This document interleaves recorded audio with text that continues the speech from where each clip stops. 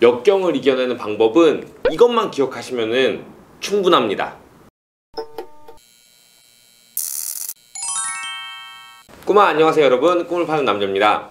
오늘은 어떻게 보면 유튜브에 많이 있는 주제죠. 역경을 이겨내는 법, 그리고 멘탈을 잘 잡는 법 등에 대해서 오늘 이야기를 나누고자 하는데, 사실 우리가 이런 방법론적인 것들을 잘 많이 알고 있어요. 근데 그때그때마다 우리가 그것을 얼마나 실현할 수 있냐, 적극적으로 내가 멘탈을 강화하고 그 다음에 어려운 순간을 이겨내는 방법을 행동할 수 있냐 없냐가 이제 핵심 포인트이거든요. 근데 여기에서 여러 가지 방법들이 있지만 저는 두 가지를 오늘 말씀드리려고 해요. 뭐냐면, 어떤 내가 어려움이 닥쳤어요. 예를 들어서 그런 건 안 돼요.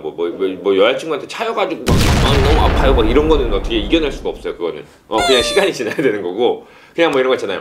사업이 잘 안 된다라던가, 아니면은 뭐 내가 투자에 좀 실패해서, 아니면 내가 어떤 회사 내에서도 어떤 역경에 부딪히거나 이런 경우에 좀 사용할 수 있는 것인데, 딱 두 가지가 뭐냐면, 첫 번째는 늘 최악을 생각하라 이거예요.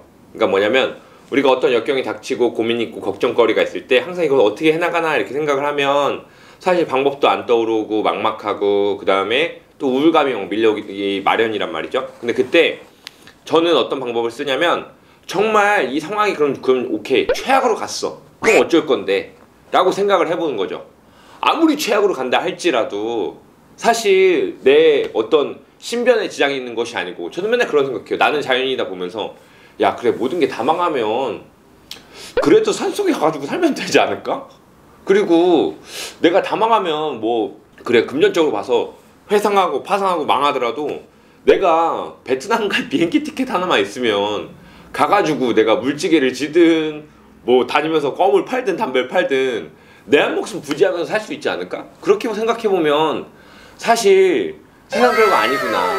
근데 이건 너무 극단적으로 간 거고, 어떤 상황에서 다 각자마다 상황은 다르겠지만 정말 최악으로 간다 할지라도, 내가 직업을 잃거나 사업이 망한다 할지라도 사실 내가 얼마든지 재도전할 수 있는 기회가 있고, 내가 내 의식주를 해결하는 데만 문제가 없다라고 한다라면, 그러면 사실 크게 우리가 어렵게 생각할 게 아니라는 거죠. 근데 또 뭐 가정이 있는 분들 같은 경우도 저 또한도 마찬가지겠지만 그런 거예요. 사실 내가 하고 있는 사업이 잘 안 돼요. 치킨집이 망했다고 칩시다. 빚이 1억이 넘어요. 그러면 뭐 회생하든지 파산을 하는 게 너무 두렵지만 어쨌든 하고 나서 내 가족 목을 살려야 될 거 아니에요. 그리고 나서 내가 인력사무소 나가서 돌지개를 지든 아니면은 배달을 하든 뭘 하든 간에, 사실 대리를 하든 뭘 하든 간에 내가 한 달에 200만 원 300만 원 벌어가지고 내 가족을 굶기진 않는단 말이죠. 그러니까 정말 최악을 가정해 놓고 그 다음 차악을 가정해 놓고 지금 현재 상황에서 일이 잘 안 풀린다고 가정했을 때를 바라보면, 사실 정말 최악을 가정했기 때문에 지금 일이 안 풀린다 할지라도 사실 내가 감당할 수 있는 수준의 어떤 리스크라는 것을 깨닫게 되면, 그때는 조금 더 멘탈을 잘 잡고 상황을 좀 더 유연하게 헤쳐나갈 수 있다는 게 첫 번째예요. 늘 더 최악을 생각해 봐라. 그러면 생각보다 그런 고난과 역경들이 크게 다가오지는 않을 테니까. 이 첫 번째이고, 두 번째는 멀리 봐라 라는 거죠. 이것도 구체적으로 설명을 드리면 이런 거예요. 지금 예를 들어서 이렇게 고민을 해봅시다.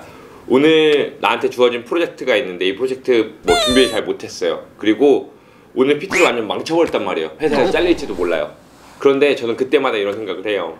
사실 지금 나한테 엄청 큰 이슈이고, 그 다음에 주변의 시선들도 막 무섭고, 그 다음에 내 평판이 엄청 깎인 것 같고 난리가 났죠. 그 다음에 자존감도 낮아지고. 근데 또 생각해보면 3년 후, 5년 후에 오늘 일을 다시 생각한다고 쳤을 때 오늘 내가 발표했던 프로젝트가 기억이나 날까? 상황이나 느낌은 기억날지언정 뭐 때문에 고민했는지도 기억 안 나는 경우가 허다하단 말이죠. 근데 이것처럼 3년 후 5년 후만 바라보더라도 어쨌든 이 순간은 또 지나갈 거고, 이 또한 지나갈 것이고, 그 다음에 그 안에서 나는 최선의 고민을 하고 어떤 스트레스를 받겠지만 결국에 내가 지금의 40살이다 그러면 결국에 45살은 오고 50살은 온단 말이죠.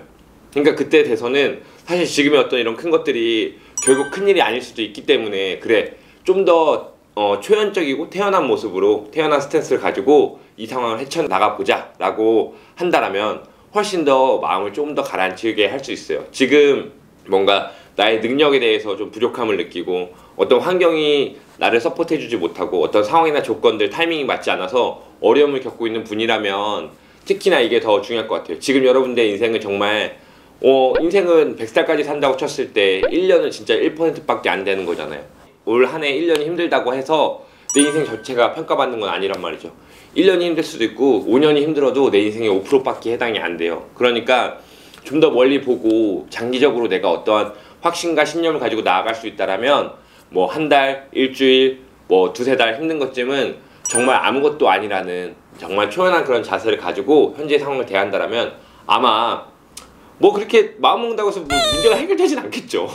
근데 그래도 정신적으로 내가 멘탈을 지키고 내 정신적인 어떤 중심을 잡는 데는 훨씬 더 도움이 되는 생각법이니까 바로 그때 작은 역경에도 한번 시도해 보시고 큰 역경일수록 이 두 가지의 제가 드린 조언, 꿀팁을 한번 같이 공감하고 실행해 보시면서 여러분들의 역경을 잘 이겨내실 수 있었으면 좋겠습니다. 오늘 내용도 도움이 되셨다라면 좋아요도 눌러주시고 구독해주시고 알람 설정까지 해주시면 너무 고마울 것 같아요. 여기서 마치겠습니다. 끔빠!